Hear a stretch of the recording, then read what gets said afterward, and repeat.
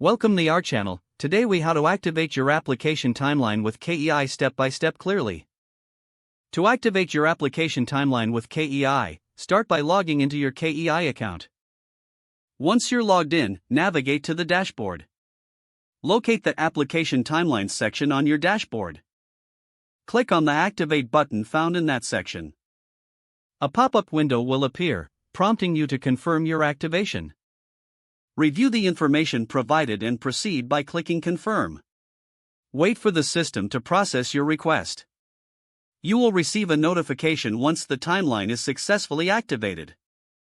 Next, navigate to the Settings menu to customize your timeline preferences. Adjust the parameters according to your needs. Once you are satisfied with your settings, click Save Changes. You will see a message indicating that your preferences have been saved. Now, go back to the Application Timeline section to view your activated timeline. Check that all features are functioning as expected. If any issues arise, refer to the Help Center for troubleshooting tips. You have now successfully activated your application timeline with KEI. If the page does not load, refresh the browser or try again in a private or incognito window. Make sure you are using the correct email address, then retype it carefully to avoid small typos.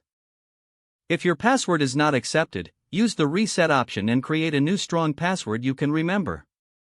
Check your spam folder for verification or security emails, then complete any requested confirmation steps. Enable two-factor authentication if available to improve account security and reduce unauthorized access risk. After signing in, review your profile details so your contact information and settings are accurate and current. If you see an error message, note it down and try again after restarting your device and internet connection. Log out when you finish, especially on shared devices, to keep your account and payment information secure. If the page does not load, refresh the browser or try again in a private or incognito window.